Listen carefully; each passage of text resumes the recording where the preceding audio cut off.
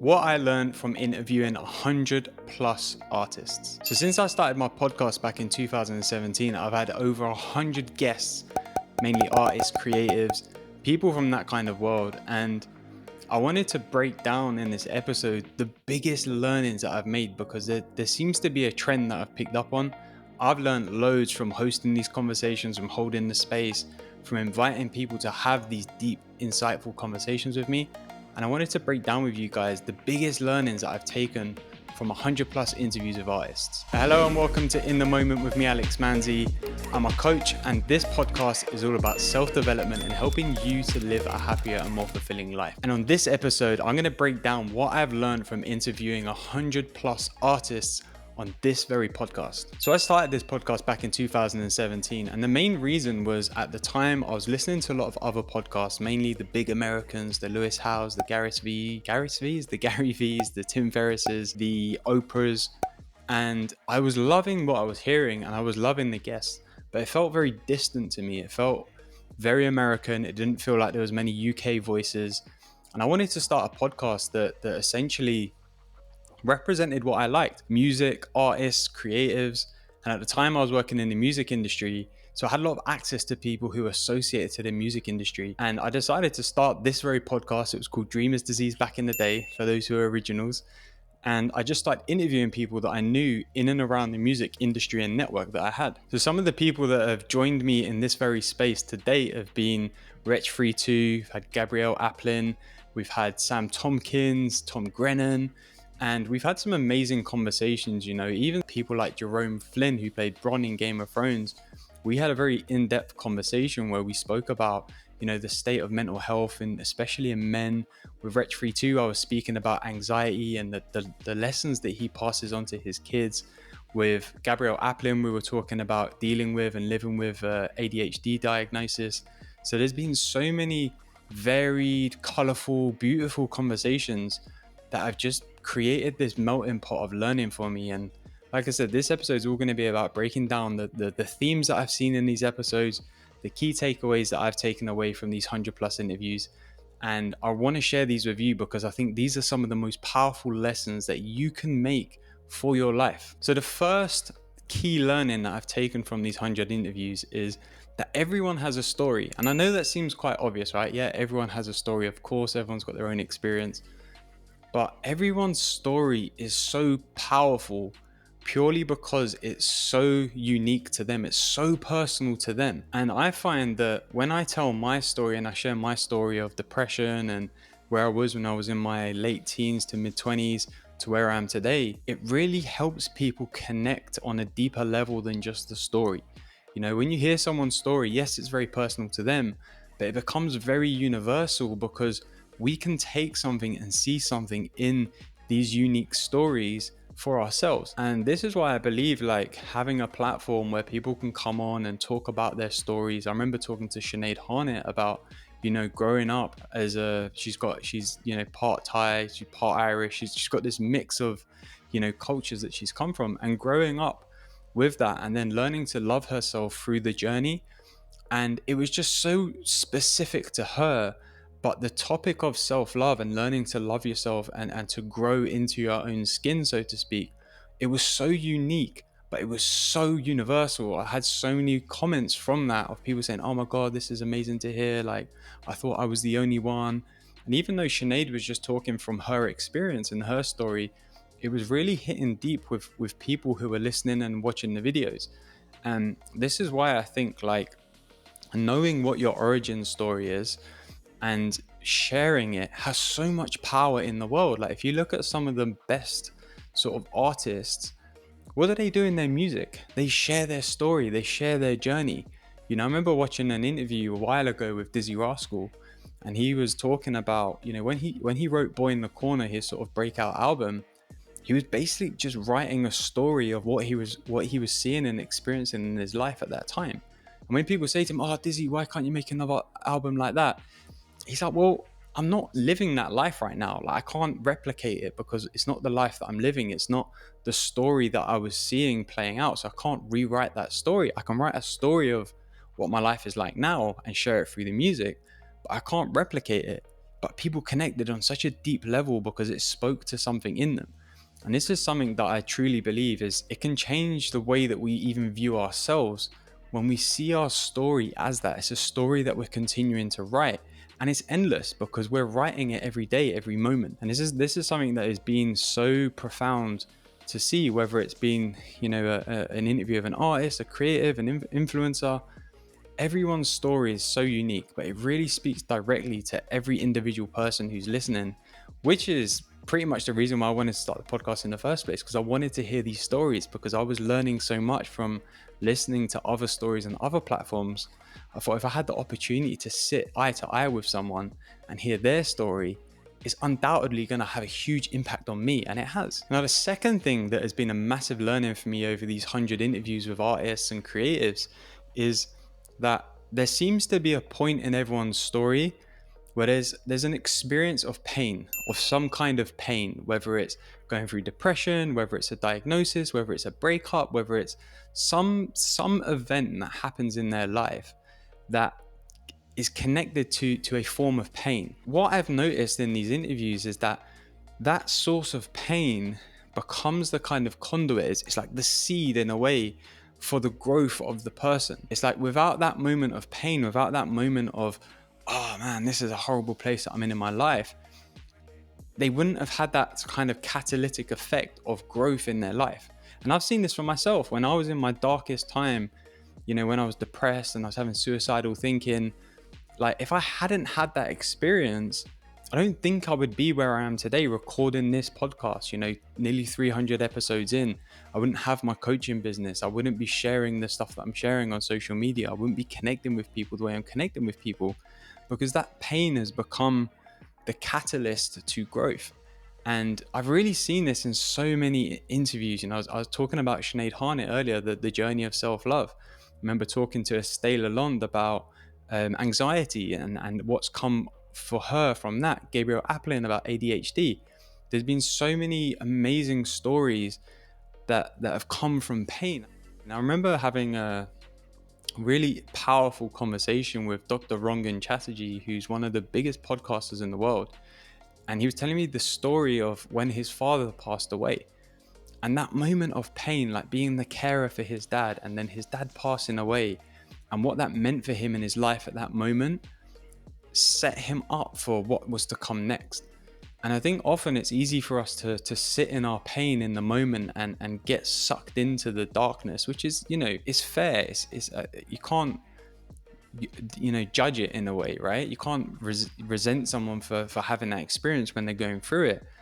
But it's like, sometimes I feel like if we can see the greater picture of what this pain is then going to allow us to then move on to, it's crazy. Like, I remember when I had the conversation with Zach Washington, and his story of like being paralyzed from the legs down, hips down, I think, and what happened for him in his life because of that moment has been phenomenal. Like, going on to being the first person to complete a marathon after having their spinal cord completely like ruptured or broken or torn. I can't remember the exact phrasing, the exact diagnosis, but to then become the first person to complete a marathon walking, like that wouldn't have happened. The growth that he got on that journey, the growth that he's continuing now to experience as an athlete is insane. And he wouldn't have got to that point in his life without that moment of pain. Like I said, it's like a seed. The pain is like a seed that gets planted at some point in our life.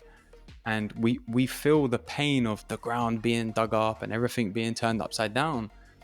And we don't really get a perspective of the flower that can grow from that. And I saw this clip recently on Instagram, and the guy was sort of talking about the sort of hero story and the villain story when it comes to like superhero movies or your classic kind of any movie really with a good and a bad guy. And he was saying that the thing that connects them both is a moment of pain. There's something that happens in their life that is painful, and the villain goes on a journey of like, I've had this pain, so I need other people to experience this pain. And he goes one way, and then the hero goes the other way of, I've had this pain in my life, I don't want anyone else to experience this, so I'm going to do my best to help people. And it comes from the same source, it comes from that same pain. And it's like the experience of something painful in our lives It doesn't have to be doom and gloom. It doesn't have to be this is going to ruin my life. It could actually be the best thing that could ever happen to you. The next thing that I've got from these, hosting these interviews is that everyone wants the same thing: happiness and love. It doesn't matter if someone's growing a business or wanting to be the best artist in the world or wanting to get like $1 billion. It always comes down to the same thing. All people want is happiness and love. They want to be loved and they want to be happy. And I think this really comes through in so many of the interviews that I've conducted, that there's a strong thread that just ties them all together of like, I'm doing this thing because A, I enjoy it, and B, I want to be happy living the life that I live. And I'm happiest when I'm creating, when I'm sharing this stuff, when I'm being able to be me and express myself in my life. And when someone really seems to cultivate love for themselves, what happens is they get to then expand that and share that with other people. And this is something that it's become really obvious to me, and it's something that I'm really starting to see more and more. The more conversations I have in my business, more conversations I have on this podcast, I'm really starting to see that like everyone just wants the same thing: happiness and love, to be happy and to be loved. And if we could just start with those two simple things in our lives, like to be happy and to be loved, and really to understand what they both mean. What does it mean to be happy? What creates our happiness? And when we start to look internally and look inside ourselves and see that actually happiness comes from me, that's a great place to start, because when happiness comes from you, you can then express that in any way which is authentic to yourself. And to be loved, like I like to see that the journey of love in my life has really been a journey of learning to love myself. And the more that I've been able to love myself, the more I've been able to share that love with other people. And this comes through so much. I remember there was a conversation I had with Steph Ellswood, and originally she started creating content. Like, she's this incredible influencer now, mainly on Instagram, but she originally started to share her content on Instagram from that place of pain that I was talking about, but from the place of like, I want to be happy. And she started like I think it was like an eating diary. She was just sharing her meals that she was eating and keeping herself accountable to what she was eating. And then she became known as Healthy Chef Steph, and then her kind of online brand, as it were, grew from there. What I really saw in that is like there was such a strong theme of like, I want to be happy in my life, so I'm going to do the things that I enjoy. And the more she did the things that she enjoyed, and the more she cultivated the happiness within herself, the more she was able to share with the world. And the more she shared with the world, the more it came back to her. And there's just something in that. Like, if we really sit down with anyone and say, what do you want? And whatever they say, okay, why do you want that? Okay, and why do you want that? And why do you want that? And why do you want that? And why do you want that? The further we go into that conversation, I believe we're only ever going to land in two things. I want to be happy and I want to be loved. Because outside of that, there's not really many things that we do to have anything else. We want money because we want to have safety. Why do we want safety? Because we want to keep our family, in a comfortable position. Why do we want that? Because it makes us happy. I want to be fit and healthy, and I want to do this. Why do you want to do that? Because I want to treat myself like I deserve to. Okay, why do you want that? Get down to it, because I want to feel loved. I want to be loved by myself.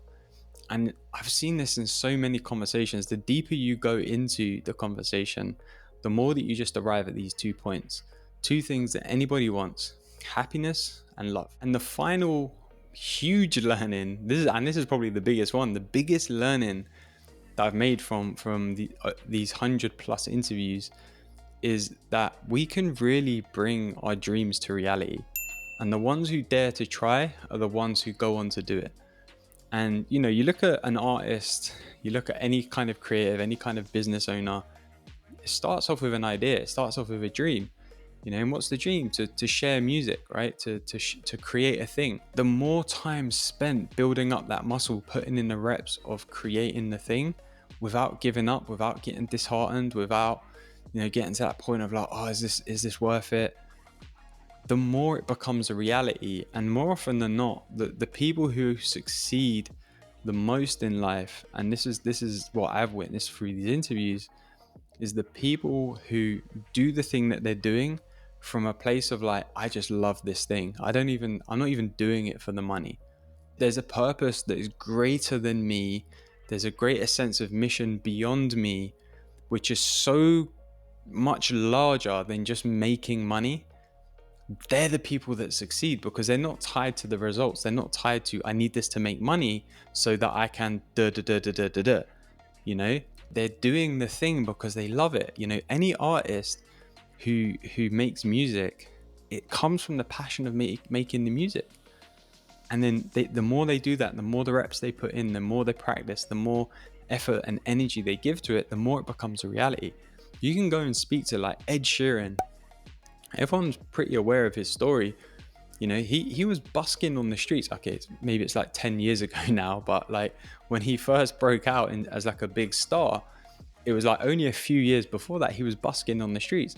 Why would you busk on the streets? You know, I mean, there are multiple reasons, right? But one of the reasons is I just love to play my music. I love to get out there, play the guitar. I love the feel of it. I love to do the thing.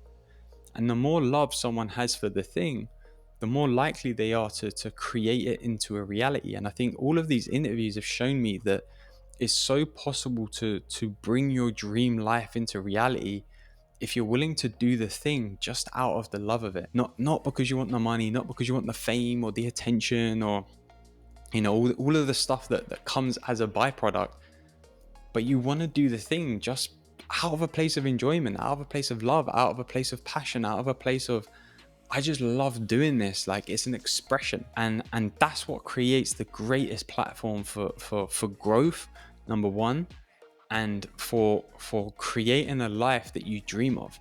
You've got to dare to take the risk. You've got to dare to stay with it. You've got to dare to stay in the game with the thing for it to become a reality. Too many people give up too early in life. They don't see the results, you know, straight away, and they just give up. I saw something recently that Usain Bolt said, right? He said, I trained for years and years and years and years and years and years to run, whatever it is, just over 9 seconds, or what, to get in the 9 point something seconds of the 100-meter sprint. And he's like, but I see people now, they give up after 2 months of trying. And he's like, it took me years to get there. People are too willing to give up at the first hurdle because they're like, oh, I should be further ahead by now. I should be here. I should be there. And they're creating this restriction around where I should be, rather than staying on the path for the enjoyment of it, for the love of it, for the passion of it. That's why, like, when I started this podcast, I remember saying to a bunch of people that I knew, I said, look, I'm starting this podcast, but this isn't going to be like it's going to be done in like 10 episodes. I was like, I'm still going to be recording this podcast in years to come. And there was other people who started a podcast that are around the same time as me. And I said, let's see who's still here recording podcasts in 5 years. Because I was passionate about it. I wasn't doing it for the numbers. I wasn't doing it for the attention. I wasn't doing it for anything other than I wanted to have a bunch of really interesting conversations, and I wanted to learn. And I was passionate about that. And I remember saying, if I get to 10 episodes, I can guarantee you I'll get to 100. And I did. You know, this is episode 280, 90, something, I'm not sure, nearly 300, you know, 6 years later. So, I must be doing something right by staying in the game, because I love it. Like, I can't, even when I've had breaks from the podcast, they haven't really been that long. It's been like, I want to get back into recording because there's so much passion behind it. And I think this is something so key. It's like, to create your dreams into reality is to like do the thing that you're passionate about without the expectation of a particular outcome. So these learnings have been huge, right? Everyone has a story. The more personal the story, the more universal it is. We create something magical from our pain. Everyone wants the two same things, happiness and to be loved. And the fact that we can bring our dreams to life by staying in the game and doing it for the passion and nothing else. So this has been what I've learned from interviewing 100+ artists. And I really hope this has been helpful for you. If you've liked this episode, be sure to hit that like button, hit subscribe. Come follow me on Instagram and TikTok at @IamAlexManzi, and I'd love to hear what you get from it. Either leave a comment in the video below or come and send me a DM with your biggest learnings from this episode, and I will see you for the next one.